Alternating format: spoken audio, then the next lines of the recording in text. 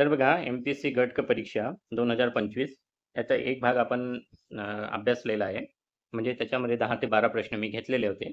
आता उरलेले शेवटचे 8 प्रश्न आहेत, ते या भागामध्ये आपण बघून घेऊया. म्हणजे ही प्रश्नपत्रिका पूर्ण तुम्हाला त्याच्यातले प्रश्न आणि त्याचे उत्तरं कसे सोडवायचे, हे मी 2 व्हिडिओमध्ये कनेक्ट करून तुम्हाला सांगितलेलं आहे.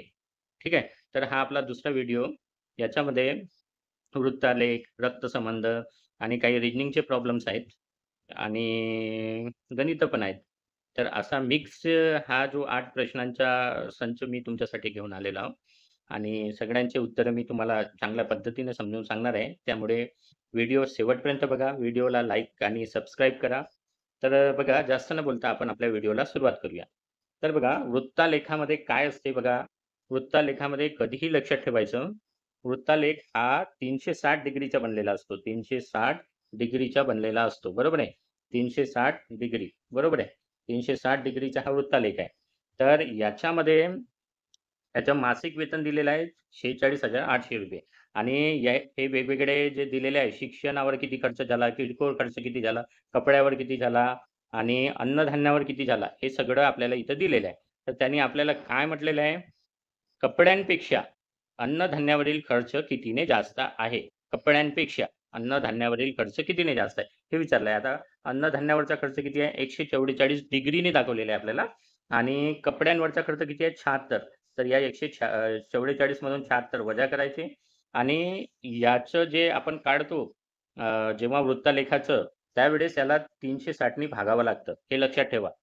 हां, हे जेव्हा आपण खर्च वगैरे याचं काढत असतो, त्याला 360 नी भागावंच लागते. कारण हा पूर्ण सर्कल मिळून 360 डिग्री होतो आणि आपल्याला जर प्रत्येकाचा खर्च काढायचा असेल, तर याला 100% मध्ये कन्व्हर्ट करायचं आहे.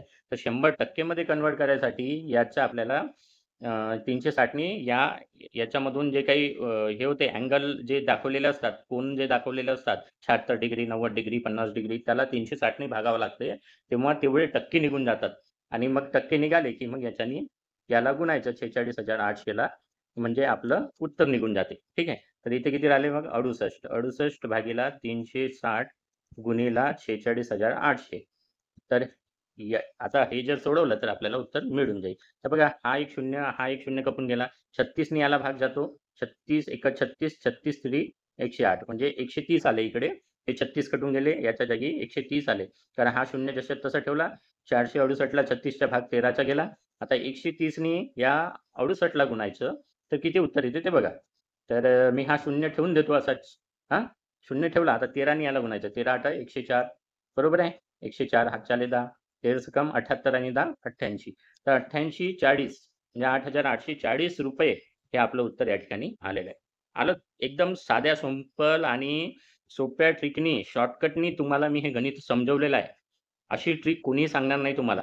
चला ठीक आहे. तर आपण बघूया याच्यानंतरचं दुसरं उदाहरण. तर बघा इथे दिलेलं आहे उन्नती हा शब्द 79 असा लिहिला जातो. उत्कर्ष हा कसा लिहिला जाईल? तर बघा याच्यामध्ये तुम्हाला A, B, C, D, E, F, G, H, I, J, K, L, M. ठीक आहे. हे लिहून टाकायचं. नंतर खाली लिहायचं N, O, P, Q, R, S, T, U, V, W, X, Y, Z. तर याला नंबरिंग करायचं. 1, 2, 3, 4, 5, 6, 7, 8, 9, 10, 11, 12 आणि याला 13. इकडे 14, 15, 16, 17, 18, 19, 20, 21, 22, 23, 24, 25 आणि 26. तर बघा उन्नतीमध्ये यू आहे. यूचा नंबर किती आहे इथे? 21. तर इथे 21 लिहायचे. अधिक आता एनचा नंबर किती आहे? एनचा नंबर किती आहे? 14. तर 14 दोनदा आलं, तर 14 दोनदा आलं तर 28 होऊन जाईल. ठीक आहे. त्याच्यानंतर ये एकदाच आहे तर 1 होईल. टीचा किती आहे? टीचा 20 आहे. तर इथे 20 होईल आणि नंतर आयचा किती आहे? आयचा आहे 9. तर इथे 9 होईल. सगळ्यांची ॲडिशन किती होते? आता 28 हे किती झाले? 20 आणि 9 29 आणि हे 30. 30 आणि 28 किती झाले? 58. 58 आणि 21 म्हणजे 69. म्हणजे याच्यामध्ये हे बसलं. तर तसंच याची ॲडिशन करून टाकायची. यू किती आहे इथे? 21 बरोबर आहे. तर टी किती आहे? टी आहे 20. त्याच्यानंतर के किती आहे? के इथे बघा 11 आहे. तर बघा Kचे 11, नंतर Aचं 1, Rचं 20, Rचं किती आहे 18 आहे. 18 आणि S आणि H, Sचं 19 आणि Hचं किती आहे, Hचं किती आहे ते 8. तर यांची करायची बेरीज. आता हे 19 आणि 18 म्हणजे किती होतात 37. 37 आणि 8 45. 45 झाले हे आणि हा एक 46. 46 आणि 11 किती झाले 57. 57 आणि 20 57 आणि 20 झाले 77. 77 आणि 21 98. म्हणजे ऑप्शन क्रमांक 4 हे या ठिकाणी उत्तर आलेलं आहे. चला पुढच्या गणिताकडे जाऊया. तिसरा गणित बघा. साखरेच्या किमतीत 20% कपात केल्यास खरेदीदारास 160 किमतीमध्ये 2.5 केजी साखर जास्त मिळू शकते. तर प्रति केजी असलेली मूळ किंमत शोधा. तर बघा इथे 20% कपात केली तर 160 रुपये झाले. 20% कपात केली म्हणजे म्हणजे काय होईल 80% म्हणजे 160 रुपये. तर 100% म्हणजे किती होईल रे 100% म्हणजे किती होईल 200 रुपये. बरोबर आहे. 80% म्हणजे 160 तर 100% म्हणजे 200 रुपये. तर आता बघा या दोघांमधला अंतर किती आहे 40 रुपयाचा. तर 40 रुपयात त्याला किती साखर जास्त मिळाली 2.5 किलो.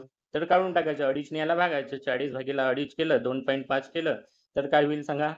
आता 2.5 ने याला भागायचं तर 2.5चा एकदा भाग जाईल मग इथे आपण काय करू 400 करून टाकू इथे 25 करून टाकू. 2.5 ने याला भागण्यापेक्षा 25 एक 25 नंतर 15 उरले 15 वर 1 शून्य म्हणजे 16 रुपये हे या गणिताचे उत्तर आहे. सिंपल आहे. मी एकदम साधी सिंपल ट्रिक सांगितलेली आहे. ते भसकट आणि खूप कठीण गणिताला कठीण करून ते सोडवत बसायचं त्याच्यामध्ये वेळ घालवायचा या गोष्टी मला पटत नाही. त्याच्यामुळे मी तुम्हाला साध्या ट्रिक सांगत आहे. या ट्रिक यूज करा आणि सोडवा. चला पुढच्या गणिताकडे जाऊया. तर बघा या ठिकाणी काय दिलेलं आहे हे जे दिलेलं आहे हे कन्फ्यूज करण्यासाठी दिलेलं आहे. इथे बघा हा ए आहे या ए नंतर हा बी आहे नंतर सी आहे आणि नंतर डी आहे. तर हा असा असा जो आहे हा असा एक क्रॉस बनत आहे. तसाच खाली बनतो काय बघा हा यम आहे यम नंतर हा एन आहे आणि नंतर ओ आहे नंतर हा म्हणजे असा 4 बनत आहे. उलटा 4 किंवा सीधा 4 असं काहीतरी बनत आहे या ठिकाणी. बरोबर आहे. बरोबर आहे का उलटा 4 किंवा सीधा 4 असं बनत आहे बघा. हे उलट 4 असं बनते ए बी सी आणि हा डी असं. आणि इकडून जर घेतलं तर एम एन ओ आणि हा पी. तर असं सरळ 4 मराठीतले जे 4 असतात सरळ 4 किंवा उलटा 4 असं बनत आहे. तसंच इथे बनवायचं आहे आपल्याला. इथे केव्हा बनेल सांगा. इथे 4 केव्हा बनेल तर हा एच पासून सुरुवात केली आपण. एच नंतर काय येतो बघा एच नंतर काय येते ई नंतर घेऊया आपण. लहान आधी घेतो ना आपण ई. तर ई नंतर काय येते सांगा. ई नंतर येते एफ. ई नंतर काय येतो एफ. तर हा एफ इथे घेऊ आपण समजा. जी इथे घेऊ. तर हा असा 4 होतो का बघा इथे. हा असा जी एफ जी आणि हा असा 4 होतोय. बरोबर आहे. म्हणजे F E F G H म्हणजे जी आणि एफ खाली आले. तसंच आता इथे जर आपण के घेतलं आणि इथे जर यल घेतलं तर काय होईल के घेतलं आणि इथे जे घेतलं यल नाही जे घेतलं तर इथे काय होईल बघा आय जे आय हा आय जे के आणि यल म्हणजे इथे उलटा 4 होतो. तर हेच बघायचं आहे फक्त. तर हा जो ऑप्शन आहे के जे जी एफ म्हणजे ऑप्शन क्रमांक 3 हा याचं उत्तर राहील. चला हे बाकीचं जे आहे ते कन्फ्यूज करायसाठी दिलेलं आहे त्याच्याकडे लक्ष देऊ नका. हे फक्त कसं होते ते बघायचं आणि करून टाकायचं. उत्तर एकदम करेक्ट आहे. चला पुढच्या गणिताकडे जाऊया. 5वा प्रॉब्लेम. आता इथे बघा तुम्हाला एबीसीडी एबीसीडीवर हा एक प्रॉब्लेम विचारलेला आहे. जसं you V W X Y Z असं लिहितो आपण. आता या झेडला 1 मानला आपण तर वायची किंमत 2 होईल, एक्सची 3 होईल आणि डब्ल्यूची 4 होईल आणि व्हीची होईल 5. तर इथे काय म्हटलेलं आहे वाय स्क्वेअर बरोबर 4 म्हणजे वाय स्क्वेअर बरोबर 4 म्हणजे या 2चा वर्ग केलेला आहे. 2चा वर्ग केला तर काय होते वायचा वर्ग म्हणजे 2चा वर्ग केला तर या वायची किंमत 4 आली. बरोबर आहे. 2चा वर्ग केला तर आपण झेडची किंमत 1 मानून वायची किंमत 2 मानली. या 2चा वर्ग केला तर इथे 4 येते. तसंच व्ही आता व्हीचा वर्ग दिलेला आहे इथे. इथे वायचा वर्ग केला तर तसंच 2चा वर्ग केला तर 4 येतात. इथे व्हीचा वर्ग केला तर इथे 5चा वर्ग करावा लागेल म्हणजे किती येईल 25 येईल. अशा प्रकारे हे गणित आपल्याला सोडवता येईल. म्हणजे उत्तर काय आहे 25. चला पुढच्या गणिताकडे जाऊया. Problem number 6. तर याच्यामध्ये काय म्हटलेलं त्यांनी, वर्गात यन हा 5व्या क्रमांकावर आहे. तर इथे आपण 1, 2, 3, 4 घेतले आणि यन हा 5व्या क्रमांकावर घेतला. ठीक आहे. त्याच्यानंतर यश हा शेवटून 8व्या क्रमांकावर आहे. तर इथे यश हा शेवटून 8व्या क्रमांकावर आहे. म्हणजे 1, 2, 3, 4, 5, 6, 7 आणि यश हा 8व्या क्रमांकावर आहे इथे. ठीक आहे. तर त्यांनी काय म्हटलं, जर टी हा यन नंतर 6व्या क्रमांकावर आहे. 1, 2, 3, 4, 5 इथे आहे टी. ठीक आहे. हा टी हा इथे आहे. तर टी हा 6व्या क्रमांकावर आहे एन पासून आणि यन आणि यसच्या मध्यभागी आहे. तर इथे किती आहे? 5 आहे. तर इथे किती द्यावं लागेल? 1, 2, 3, 4 आणि 5. म्हणजे हा टी झाला यन आणि यसच्या मध्यभागी. यन नंतर 8 आहे आणि याच्या अगोदर 4 लोक आहेत. तर सगळे मोजायचे किती विद्यार्थी आहे वर्गात टोटल मोजायचे. हे किती झाले इथपर्यंत? 8, 9, 10, 11, 12, 13, 14, 15, 16, 17, 18, 19, 20, 21, 22, 23, 24. तर 24 हे या गणिताचे उत्तर आहे. आलं का लक्षात? असंच करायचं जसं मी सांगितलं तसं. चला पुढच्या उदाहरणाकडे जाऊया. Problem number 7. तर बघा अशा प्रकारचे जे उदाहरण आहे ते लई किचकट असतात. त्याच्यामुळे ऑप्शनवरून जायचं सरळ-सरळ. तर या 12ला 12ने याला भागितलं, 84ला भागितलं, तर 12 7 84 म्हणजे पूर्ण भाग जातो. म्हणजे 8 आंबे शिल्लक राहतील का? नाही. ठीक आहे. तसंच 80ला 12ने भागितलं तर 12 सकम 72 इथे 8 आंबे शिल्लक राहतात. म्हणजे हा ऑप्शन आपल्या कामाचा आहे. हा ऑप्शन आपल्या कामाचा नाही. तर तसंच इथे काय करायचं 14ने याला जर भागितलं 80ला 14ने भागितलं तर 14 पंचे 70 आणि शिल्लक किती राहिले 10 आंबे. तर 10 आंबे इथे शिल्लक राहतात आणि इथे 8 आंबे शिल्लक राहतात. म्हणजे ऑप्शन कोणतं योग्य आहे? ऑप्शन 2 हे आपलं उत्तर योग्य आहे. ठीक आहे. बाकी काही विचार करायचा नाही. ऑप्शनवरून जायचं आणि सोडून टाकायचं. साधं सिंपल उदाहरण आहे. आता या 76ला जरी 12ने भागितलं आपण तर 12 सकम 72 होतात. इथे 4 आंबे उरतात. 4 नाही पाहिजे आपल्याला. इथे पण 2 आंबे उरतात. कारण 12 सकम 72 होतात. 2 आंबे उरतात. तर हे 2 पण नाही. आपल्याला किती पाहिजे? 8 पाहिजे. म्हणजे फक्त ही कंडिशन आपल्या ऑप्शन 2 नीच पूर्ण होऊ शकते. म्हणून या प्रश्नाचं उत्तर ऑप्शन 2. चला आता तर बघा आता आपण शेवटचे उदाहरण बघूया. एम आणि एन हे दोघं भाऊ आहेत. एम आणि एन दोघे काय आहेत? भाऊ आहेत असं दिलेलं आहे आपल्याला, बरोबर आहे. तर एम आणि एन हे दोघे भाऊ आहेत आणि क्यू आणि आर दोघ्या बहिणी आहेत. क्यू आणि आर दोघ्या बहिणी आहेत. ठीक आहे. तर एम हा आरचा भाऊ आहे. यमचा मुलगा आरचा भाऊ आहे. यमचा मुलगा याचा मुलगा म्हणजे एक्स पकडू.